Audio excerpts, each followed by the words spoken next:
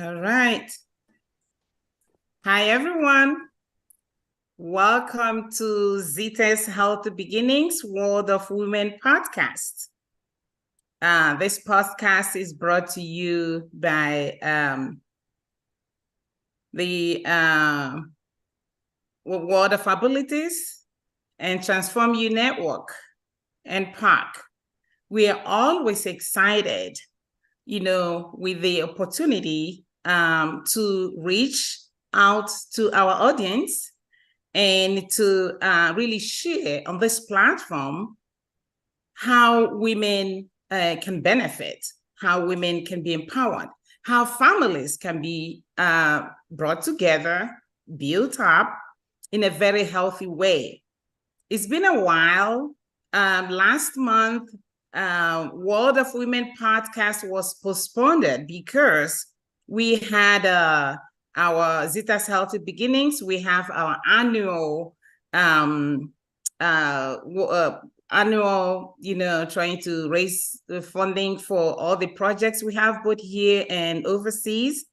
And last month was one of those days that we had 10,000 villages having a cell for us that benefited our organization. So we couldn't have a podcast. Actually, our host, our guest today was supposed to be last month, but due to what we had, we moved it to today. So I'm glad that we still have her in our midst. And you guys know what Zita's Healthy Beginnings is all about. This is an organization that is helping women and children.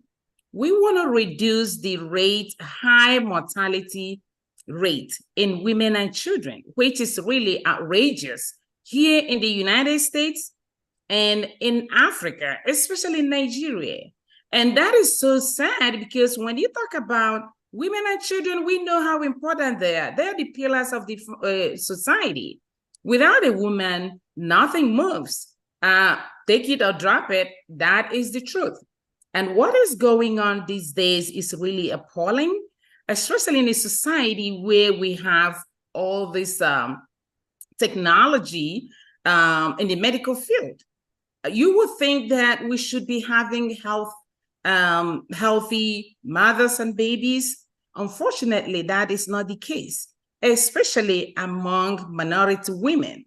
And so Zita's Healthy Beginnings is actually struggling, working, and trying to close that gap.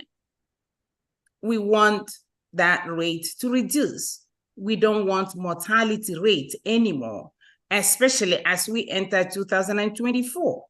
So people might ask, so how are you doing it? Yeah, we do it through education, like what we're doing here right now. Our podcast, we talk about it. We do education among communities. We do that online. We do that on Facebook. Everyone, our website, we talk about it. We also do advocacy, talking to people, lawmakers, helping them to understand the critical situation we're dealing with in terms of a high mortality rate here in the United States. And we also train doulas who are helping to accompany mothers, educating them, supporting them as they go through pregnancy, childbirth, and raising their kids. So today we have a friend, Randy Lou, who is here with us. Randy is one of those accomplished women who really, she has done a lot to develop herself personally and also develop her community and the world. And I'm going to pass it on to Randy right now to share with us all about her and how she is really impacting life around the world, especially here in the United States. Welcome, Randy. Hi, thank you very much for having me today, Zita. You're welcome. Yeah, I'm Randy with Randy Lou Pastels and Watercolor. I was fortunate that art has been a very important part of my life. I grew up in a household where there was art from different countries, and lining the walls, and it provided a lot of comfort for me as I grew up.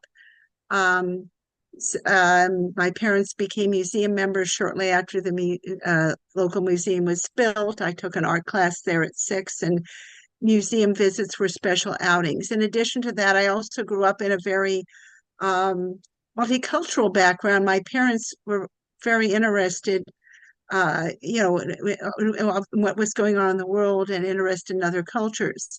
And when I was 3 years old, we had the first of our foreign students. There was an organization, I don't remember the name was, but it placed foreign students coming to the U.S.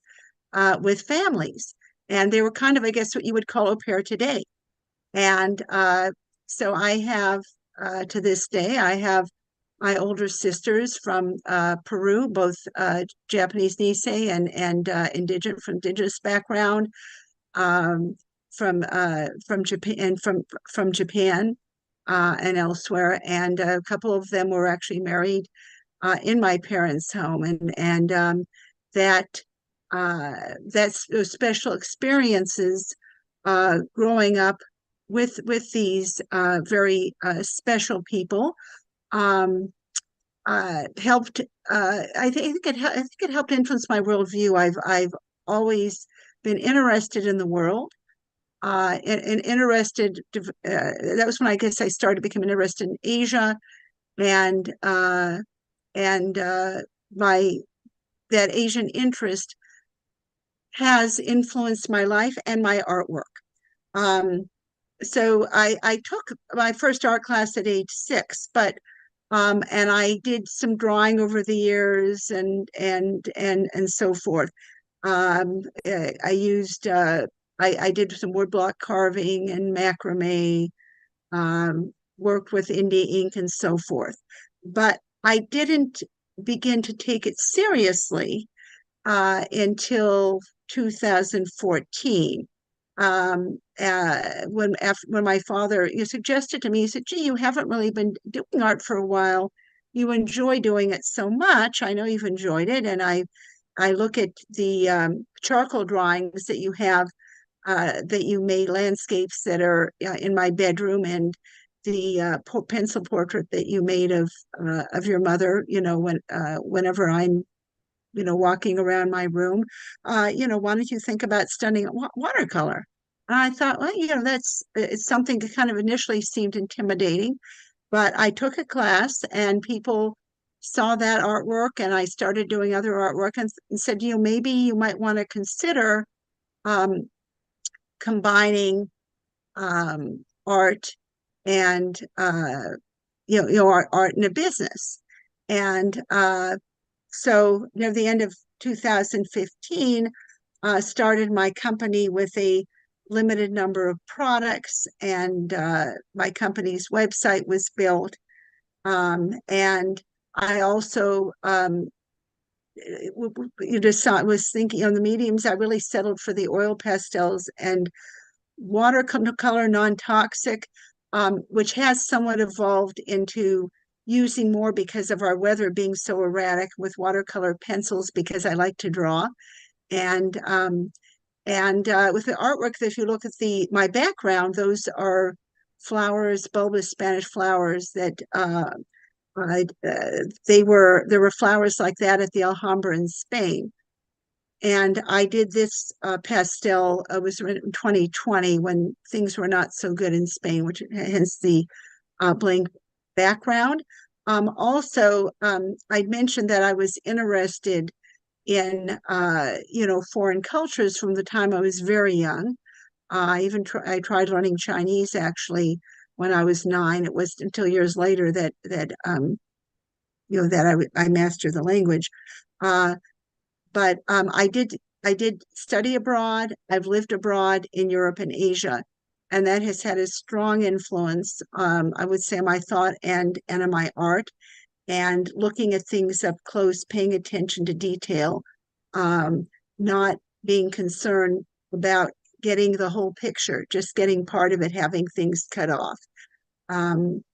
liking things that are like irregular rock shapes and mountain formations and so forth that are maybe not the usual. And you'll see if my company is Randy Lou Pastels and Watercolor. Randy Lou Art is a website that many of my designs are, images oftentimes at different angles, sometimes the same image from more than one angle, often kind of like metroscopic. I guess that would probably be the Japanese influence there. I initially began by my company by selling prints. They were prints with mat and mount frames. It was very time consuming, so there are limited numbers of those left from the early times on the website, and also some of the posters, but it ended up evolving, found European manufacturers with facilities in the US, and pivoted mainly to stationery and wall art. We do still keep up our tote bags. We have these no-tear tote bags that can be customized with people's companies' names and so forth, or their own names. Sometimes people will at an event they'll want the name of their wedding on there, and to use those as bags at engagement parties, whatever. And also my company also has been now working mainly with retailers and other businesses, but we also selling to organizations. We've already been reaching out to disability organizations because as long as somebody can see, art, there's a relationship between art and wellness. I have art on the walls in my place. It makes me feel good having color on the walls. It provides wholeness, helps with well-being. So we're beginning to work with them as well to help the people that they work with feel wholeness and happiness and spiritually well.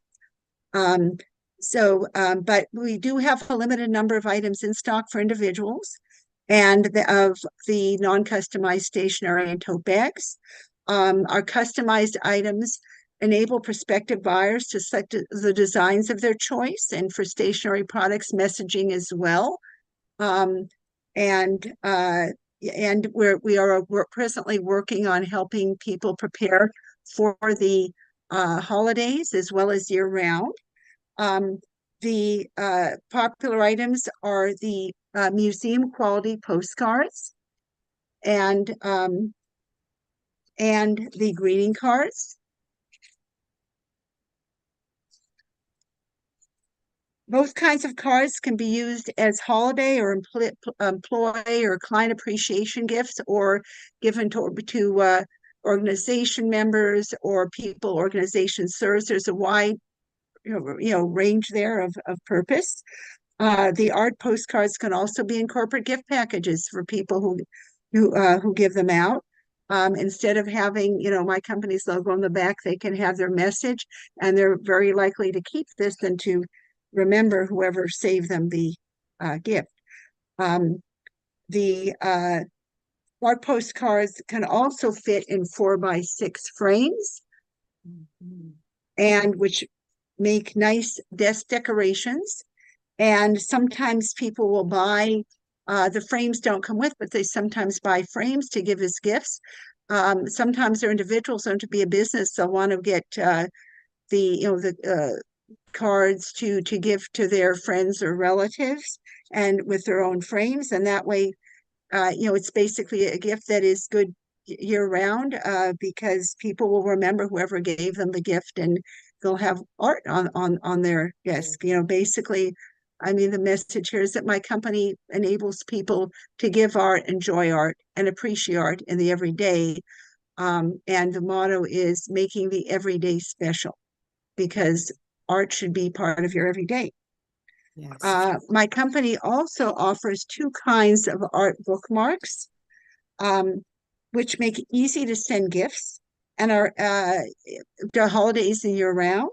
And they're a great way to advertise because recipients are reminded of whoever gave them their bookmarks every time they turn them over when reading a book or magazine. So they might remember their, their Uncle Joe or the whatever the name of the bookstore is, or whoever their accountant or coach is, whenever they see their name, which would be pretty often. These are seeded bookmarks. These are made in the US. All the products I'm showing here, we use European manufacturers with facilities in the US. And so that we can offer people the best that we can offer. And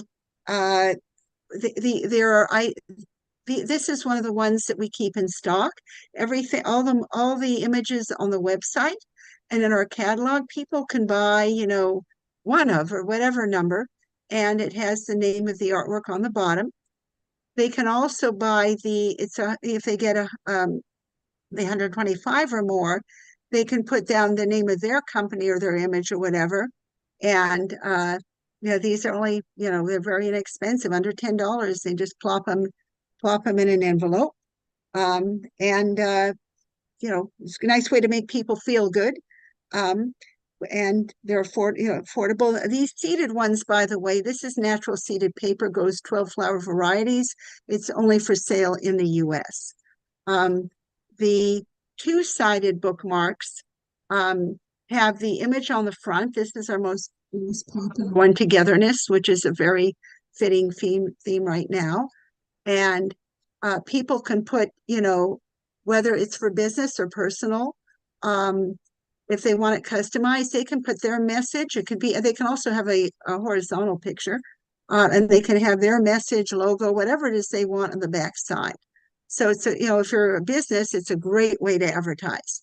You don't have to worry about sending out notices, sending out emails, sending out, basic letters or anything that can annoy people sometimes. And we also have 3 kinds of wall art that serve a variety of purposes, and they can line the walls of hotels, residences, organizations, offices, or homes. There's a choice of metal prints, archival and traditional wooden frames, or canvas prints. And we're willing to work with you. There's only a minimum of one. Sometimes a lot of people get them for their own offices or for their special client or for their relatives or friends. And sometimes people want products that we don't have. And in this case, we do our best to find a manufacturer. That's how we got started with wall art. So I'm very happy to be here today. And please feel free to contact me if any questions. Thank you for having me. Thank you so much, Randy, for really sharing a whole lot about how your journey started as an artist. It's interesting what happens, when we're small and young and inexperienced, how our parents can really, redirect us to where our life purpose is. Listening to your story, I'm like, oh my goodness, if you didn't have your parent with you, trying to encourage you and even challenge you to say, why don't you do this? And here you are today. It's now not only that it's a profession, but it's a life purpose that you are using to touch lives everywhere around the world. It's so interesting how when we open up, what can happen? Listening to you sharing about also being an international figure, put it that way, because of the experience you had, with having international groups coming in your life at different stages. And you took advantage of that.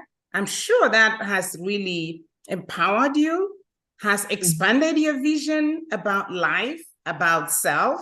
And that is what happens once we open ourselves up. I was so glad also that you mentioned that art is a daily thing. That is so true.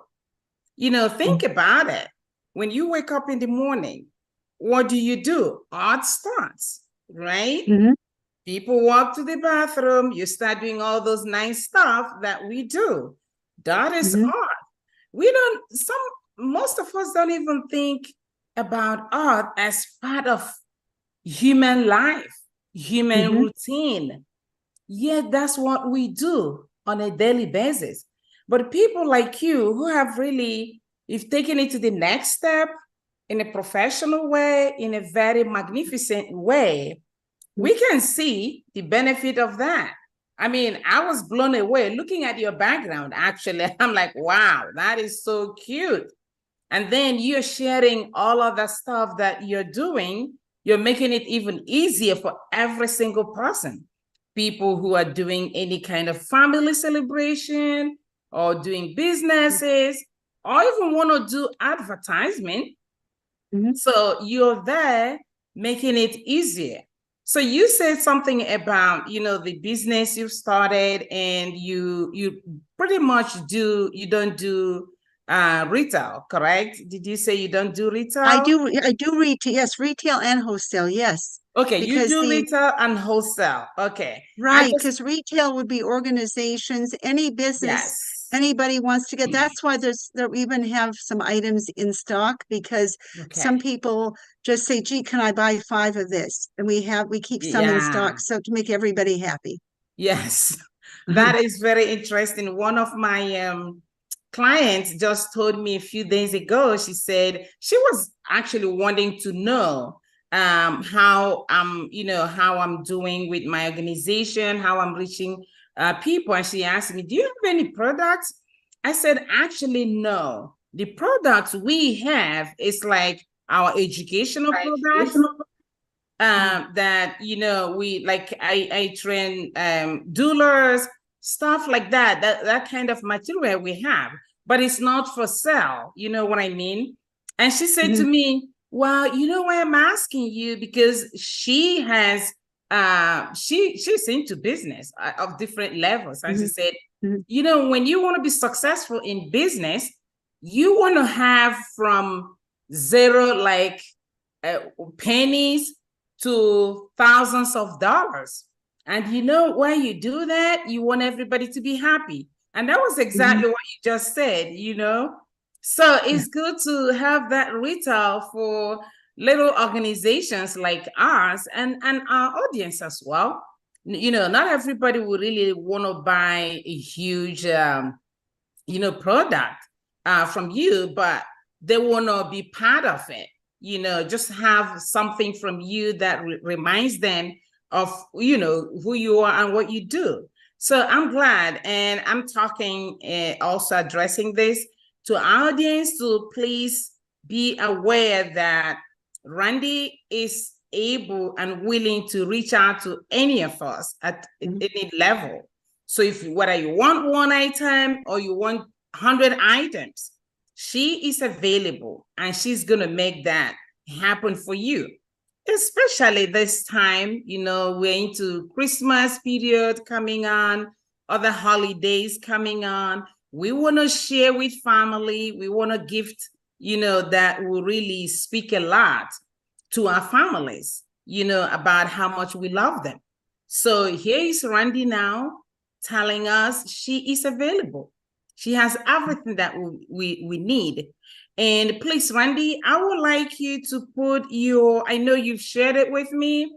It's also on our World of Women podcast website. But please, can you share your information once more? Your website, email address, number, please. Can you put it on the chart for our audience?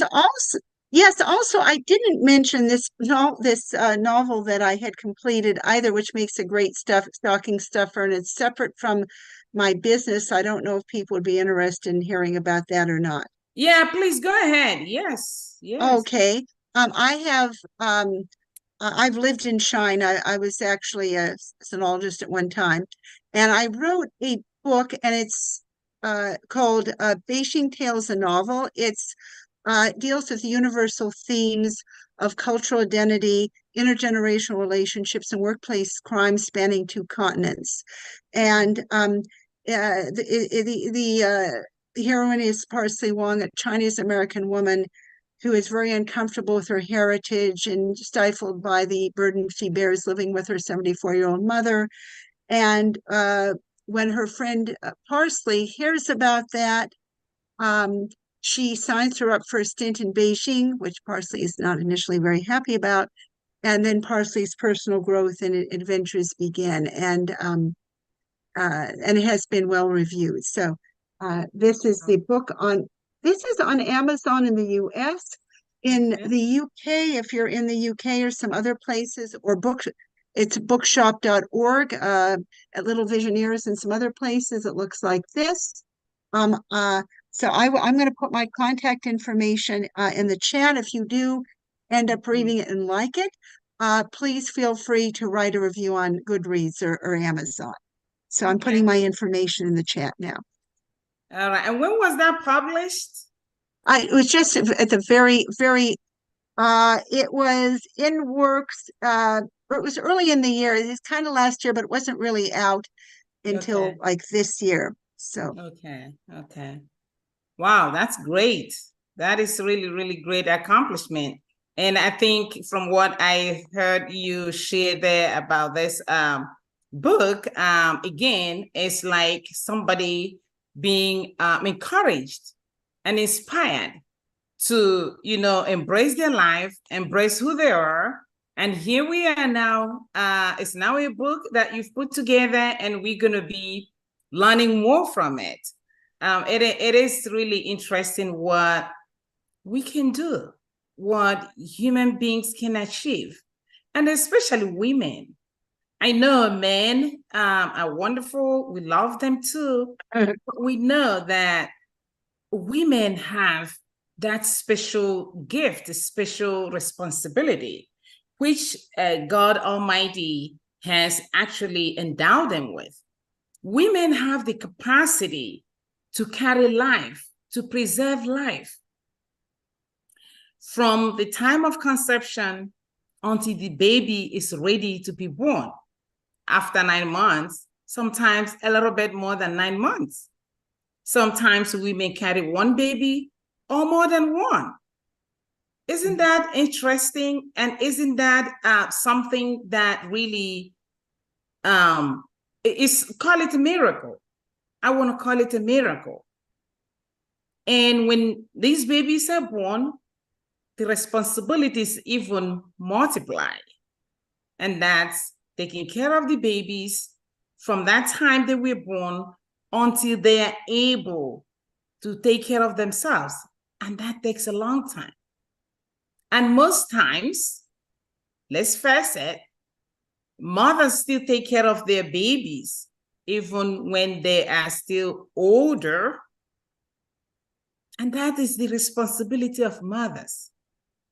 They carry out all these duties quietly, happily, energetically, without complaining. And what we are seeing in the world today is a lot of women are unprepared for the responsibilities I've just, named. And it is sad to see mothers equipped for this kind of responsibility to build the family. One has to be strong enough before you can be in a better position to really give that life to another person. When mothers are really ill-equipped, what happens? They get into pregnancy being sick. What happens to the babies? Some get malformed. Mothers continue to be sick. Sometimes babies come out unprepared. You have some of them being born premature. And as soon as they come out premature, that has its own toll on the mother, the baby, and in fact, the family and society at large. So we know the impact of, not taking care of a mother well, what that does to the family and to the society. So we have always been singing this like a sing-song to the society, through these channels to say, please, we need to take care of our young women, our mothers, because they're the ones taking care of families. They're the ones taking care of communities. Without a strong pillar in a family, in the name of a mother, it's pretty challenging. And those of us who have really, lived with our own parents, get the opportunity to grow up under our parents, we're lucky. We know what that means. I can't even imagine what any child, goes through without their parents. So what we pray and what we advocate for is to make sure that young women are being prepared at different levels, beginning even from their own families, to know their responsibility ahead of time, to get them well groomed, well nurtured, because they are nurturers themselves. But if they lack all it takes to do what they need to do, it becomes a problem. And as Randy said, art is a daily activity. Life is a daily activity. Therefore, life is an art. So how can we, learn from what Randy has shared with us today? How do we implement that in our own individual lives to recognize that even our own lives is an artwork, that it is the way we design it, the way we make it happen for us. That's how we're going to show up. That's how it's going to impact the rest of the world. And when we live our lives, try to do what we need to do, not looking at it just for me, because you just never know. Whatever you do for yourself has a ripple effect on the other person, and the family, the community, in the global community. Just like Randy experienced, she's here today with all this wealth of experience. Why? Because someone directed her. Her parents helped her, equipped her, taught her, nurtured her into the full-fledged, progressive woman she is today. And that was an art on its own. So we are so happy and thankful that we have Randy in our midst today talking to us about artwork and how she has really accomplished a lot in her life through art. Randy, I am not really artistic, but I love artwork. I really do. And certain expressions, when I look at some artwork and the expressions, I'm blown away, by what art people, and I think people express their feelings, express their emotions, express all kinds of, ways, internal feelings or internal things that are going on in their lives through artwork. Now, what will you tell a mother who is so busy she does not have time for the artwork, which we know that art and wellness go together? How will you help this woman? Well, if she doesn't have time to take her children to art classes, for one thing, it's with all that we have online, I'm sure that there could be even a class or something online, but get art supplies, paper, crayons, paint, whatever it is. If they're too busy to actually interact with their child, at least let them explore and have at least, I would say at least a minimal amount of interactive course via the internet. I would assume there would be some if she can't go out and take them somewhere, and if she's working at home like more people are, or remotely, whatever. But yeah, this art is very important. And I don't know if, there might be some places too where they pick up the kids. It depends the age. But yeah, crayons, and non-toxic is what I only use non-toxic, but Yes, pencils, whatever.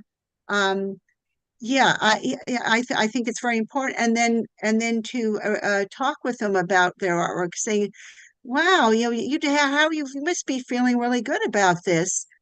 Can you tell me about what you're having accomplished so much? Can you tell me about your painting and let them tell you their story? Because I didn't know if I mentioned this, but a lot of when I do a piece of artwork, it's sort of like you're setting a stage. These paintings are stages, oftentimes. Or stories or whatever, and they probably have a story in there, which could be very interesting to hear and help encourage them to want to develop doing art. Writing is also important as well, and they might want to have captions or stories that they write to go with their artwork. Mm, absolutely. Thank you so much. Yeah, Mhm. I like what you said. Artwork is also a stage. That is so true. Because when one is expressing oneself through artwork, you're setting a stage. You're making Mhm. a statement. And that is very important especially for the young ones. With all Mhm. that is happening in our world today, Mhm. artwork becomes one of the critical relaxing, Yeah. activities that will help everybody.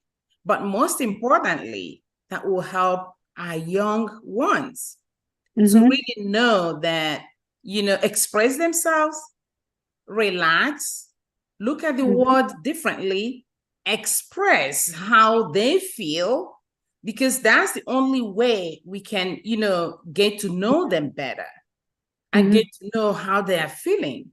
I didn't really know how important that was until when 9/11 happened, and I saw how people were being encouraged to get into art and express how they feel. I'm like, oh Hmm. my goodness, this is awesome. I never experienced that way.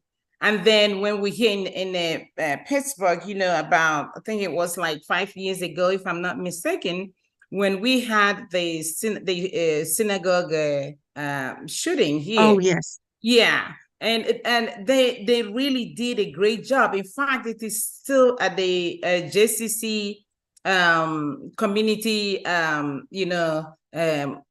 project right now is still there. They invite individuals, groups to come and use art as a healing, as a wellness program. That is very important. That is very critical. And I know there are so many places where people cannot get hold of the art that as we know it today. Mhm. Um, I know there are places that people only have like pencil or crayon, that's all they have. But I think that you can still use it. What is Hmm. important is, right, Randy?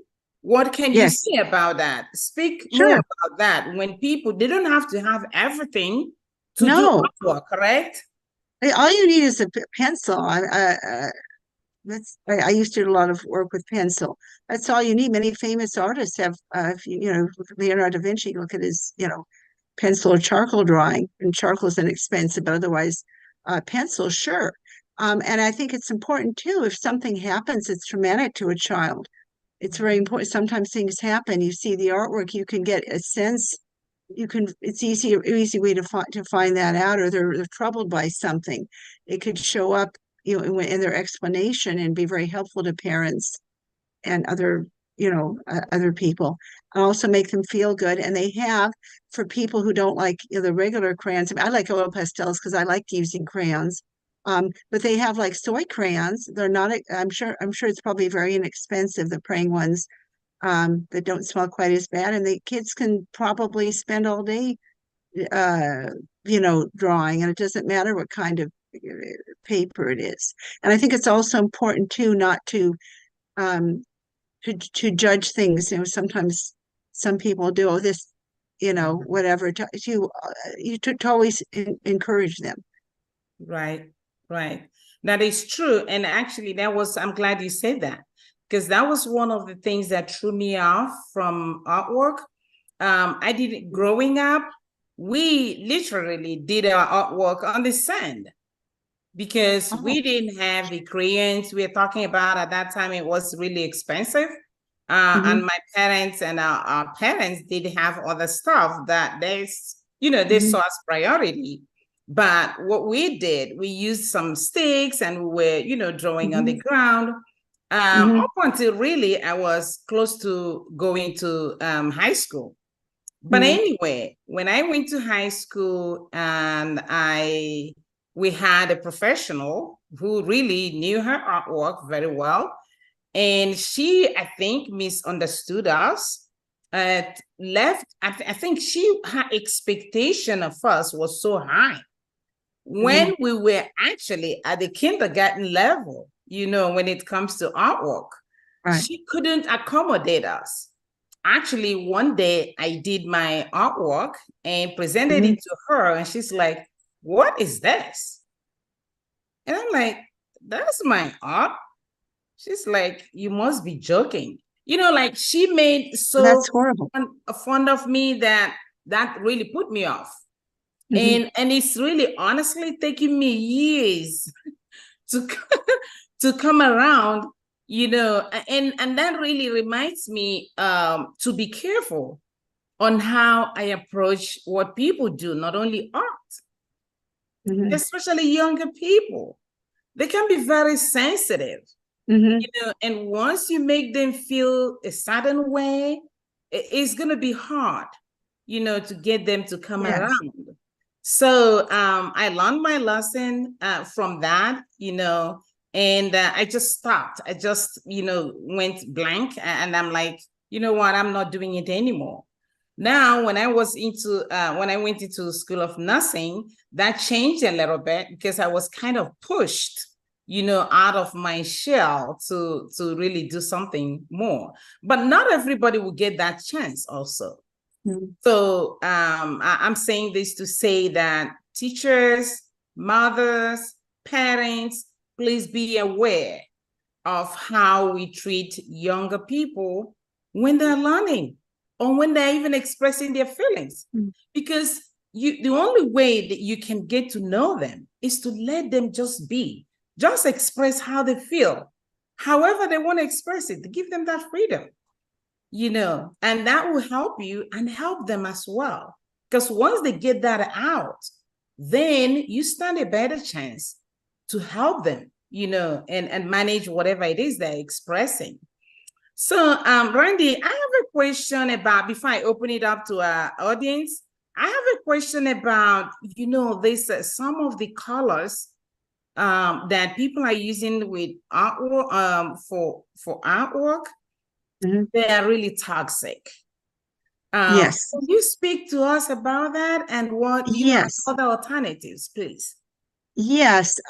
Well, I didn't even mention this, but I did some work in artwork in my 20s. It smelled so bad I couldn't deal with it and stopped and never did again. So even with some oil pastels, I mean, if they have like cadmium in it or something, or cobalt, I use non-toxic pigments only, and which means it's becoming, sometimes there'll be something that isn't considered too toxic and it becomes later, like I liked when they came out in 2015 with Sennelier with their their glittery pastels. I like the aluminum color, but you heard about stuff with aluminum, and I had a parent who had Alzheimer's. I thought, I'm not using aluminum anymore. So that's why I have a very narrow palette, which is a good reason. It's good I don't do portraits, because if you do portraits, those colors tend to be very toxic. So I avoid those, because I have met people who've had with real health problems who are artists. That's a real problem.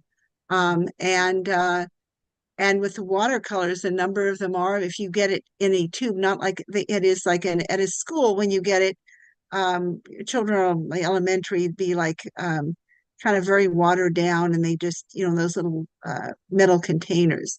But supposedly the proper way is to get them in tubes. There are very limited numbers of non-toxic. So I have a very limited palette. But I mean, you can do mixing with the watercolor more than you can with the oil pastels, which helps. And then I'm now getting some of those colors that I couldn't get with the the watercolor in the tube with watercolor pencils, which I've just been using more of since we've had very erratic weather where I am, where it's either very hot, very cold. Heating and air conditioning are not good for using watercolor. Stuff dries too quickly. So, and then with the watercolor pencils, you have more control. You can even use detail where you just have the pencil left there. And because of the process, it's a different process. You can get some of those colors you normally wouldn't be able to use if it were an oil pastel, where it's really close to the pigment. Not as close as soft pastels. I did that when I was very young. I stopped doing that years ago as well, because those are very toxic if you inhale them, if you touch them. And some people wear gloves, but I can't wear gloves. So it'll get get stuff into your fingers, whatever. So it has to be non-toxic. So for your kids, you might want to look and make sure there's the AP symbol on them. And I think even for children, if they're good, I wouldn't get anything like, I would still get a decent brand. I wouldn't get a no-name brand. I would try to get a brand if it's not made in Europe, made in the US. And no offense about stuff made in China. I've lived in China, whatever. I know how things are, but certain, if you want to make, I basically like it where I know it's going to be coming from a place where toxins are pretty monitored. So, some countries, they don't have as much supervision. Right. Yeah, and this is very critical because whatever we do, safety is first. Safety is priority.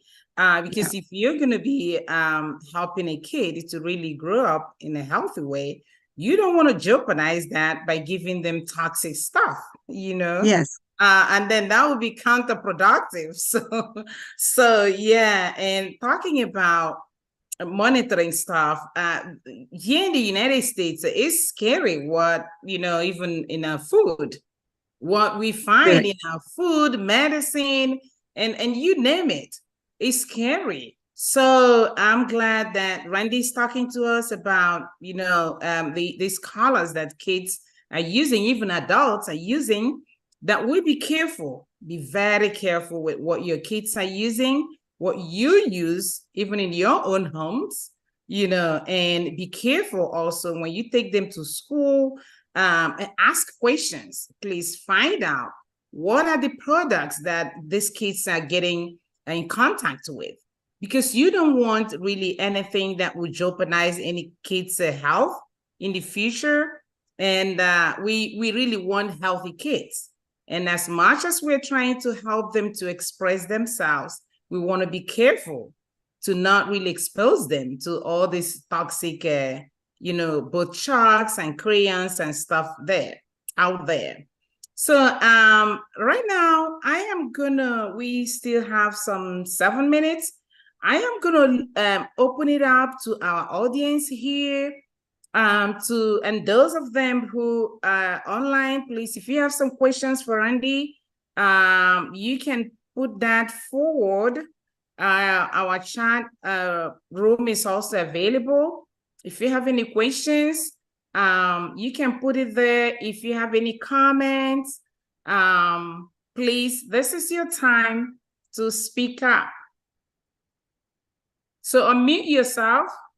For those of you who are muted, please unmute yourself and make your comments or ask questions.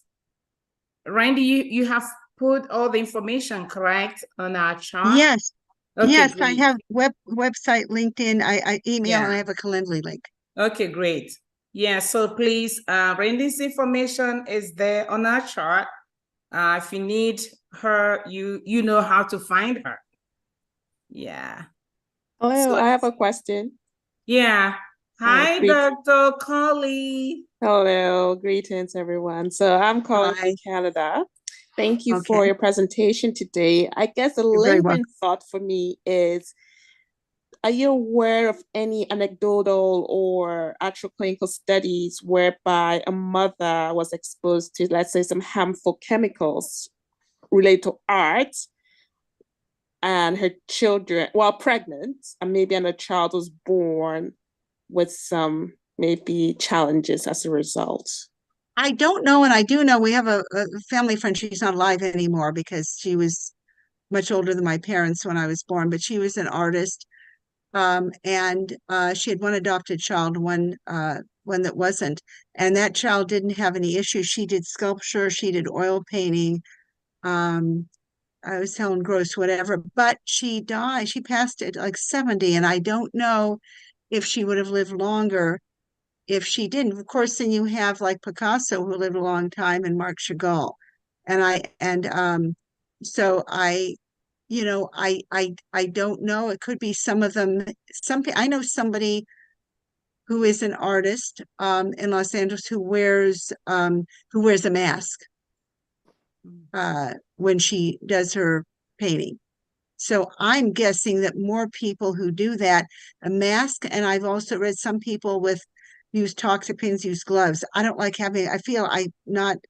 it's hard for me to communicate with the paper that way, so I just prefer the non-toxic. But I do think that's kind of the trend, and this person did it when she had young children. And I know her kids are in their 20s today. And as far as I know, they're fine. And this person started doing art a long time ago and was an art major in college, and she's had stuff she's been around for a while. Mm-hmm.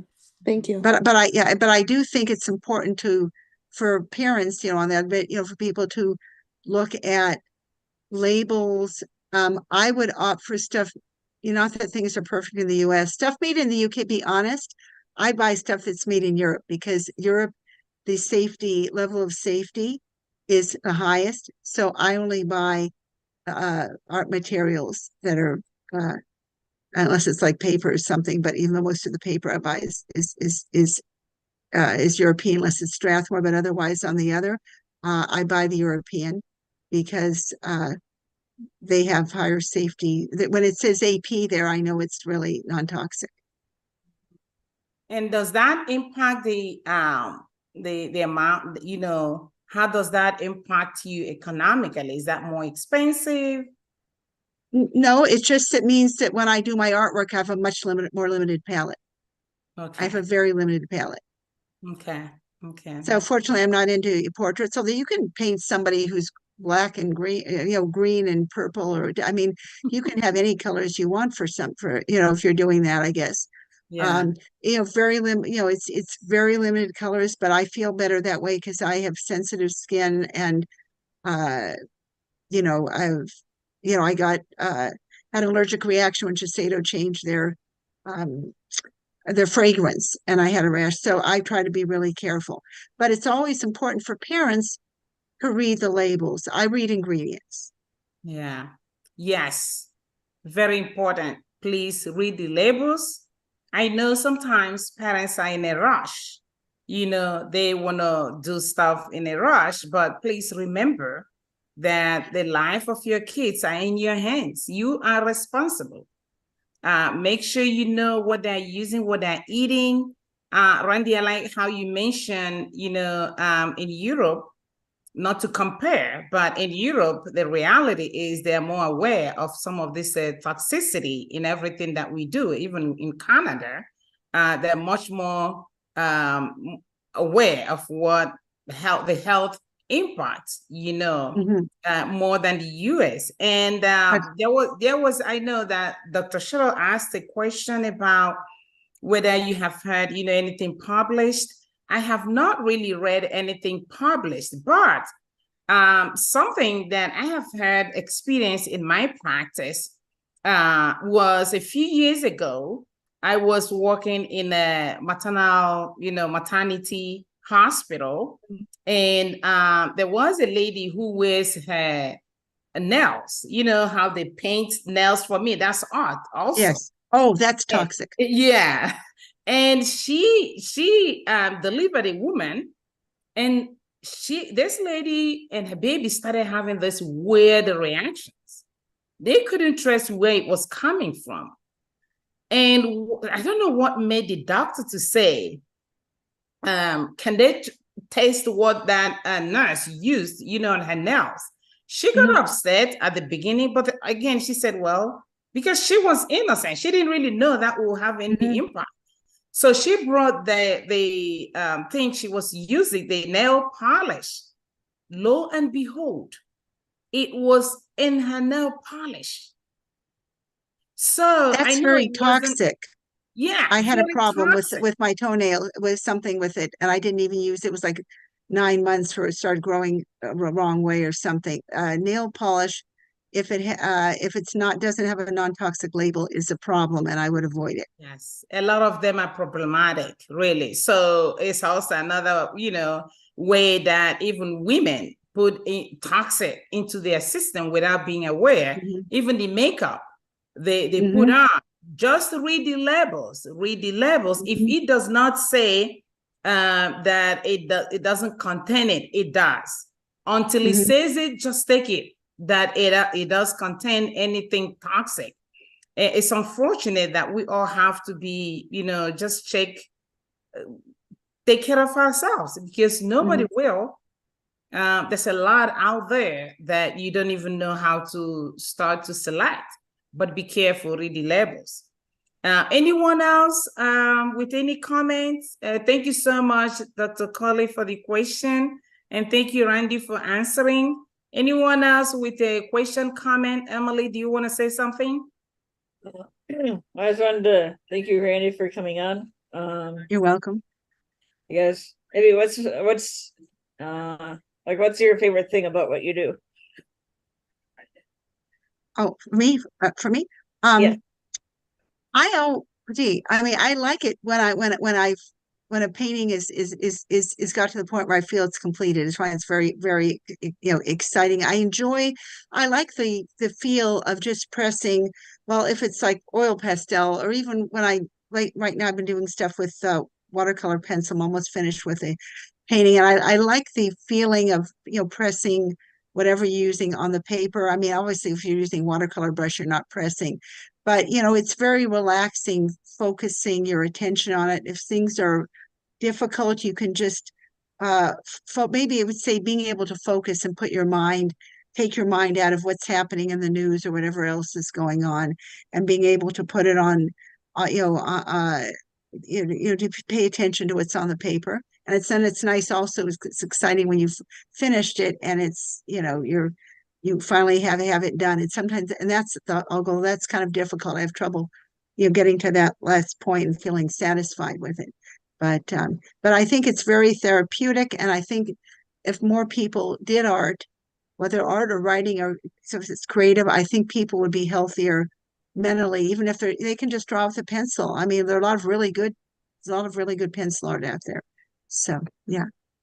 Thank you so much. Any challenges an artist face? Have you ever encountered any challenges in your Yes, I've had, well, I've had a couple of surgeries this year that it caused issues. If I'm not feeling my best, sometimes it's very hard. That's why there are fewer designs this year, to do what I'm doing. Also, when there are things happening in the news, sometimes it's just very hard to get focused. And I notice that some of the pictures I have that maybe are a little harsher on the lines, maybe something is, whatever is going on. And sometimes, too, is just thinking, gee, what would be the best for the next picture? What do I feel like, like doing right now? Sometimes you just keep going, and other times, you have to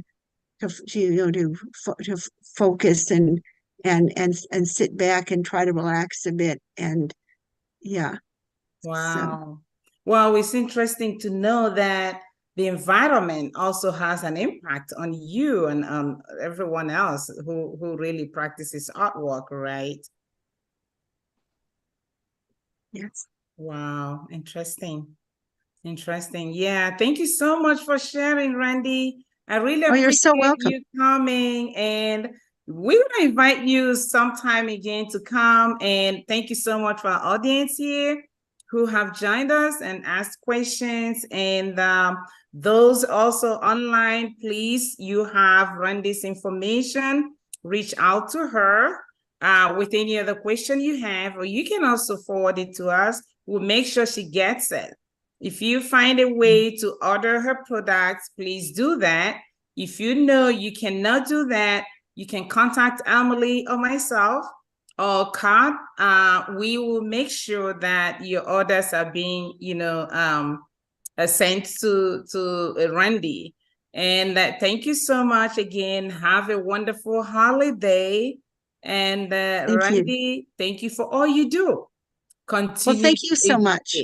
You're welcome. And from all of us here at Zita's Healthy Beginnings, we want to say, have a blessed, peaceful Christmas and a happy New Year. We'll see you in 2024. Dr. Coley, you have something to add? Well, no, thank you for having this platform. Just nice to hear something on a lighter topic in terms of the watercolor, but art does have an effect for sure on our mental and sometimes spiritual well-being. So yeah. Right. There was something that was burning on my heart, but maybe I'll reserve it. I was going to ask Randy, and I'm sorry, Dr. Zita, I don't want to prolong this longer. No, please go. No, go ahead. Go ahead. Yeah, I was just curious if Randy has ever considered having her art made into NFTs. You know, someone had mentioned that to me, and I think if you do it, then it's not available. Then they own the designs. It's a very complex. Perhaps maybe if someone approached me on something, but if you do, then they own the item, and you couldn't have it like on the stationery or whatever.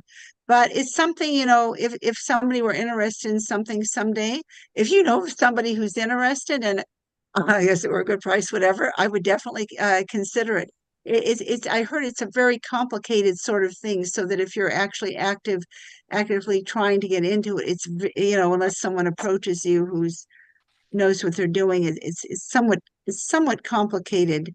At least that's what I've heard. Yeah. Okay, and one last question. Do you do, let's say, cover arts for, let's say, book covers and audiobooks? Would you consider partnering with someone to do that? If someone, I have not done that, you know, if somebody, you know, if there was something out there where, because I spend a lot of time on whatever it is I'm doing. In other words, if it's something where they're not sure they're going to sell any copies, then it's a lot of time to put into something. If it's not going to, I have to be upfront on that. But if it's somebody who's like an established, you know, and whatever it is they do, and approach, and if it's a good cause and whatever, you know, I'm always open to considering things. So, okay, you know. Okay, thank you. Good. Thank you so much. All right. So we are really wrapping it up here now. Everyone, thanks again for coming. Have a wonderful rest of your night. Bye, y'all. Thank you. Thank you. Bye. Bye. Bye.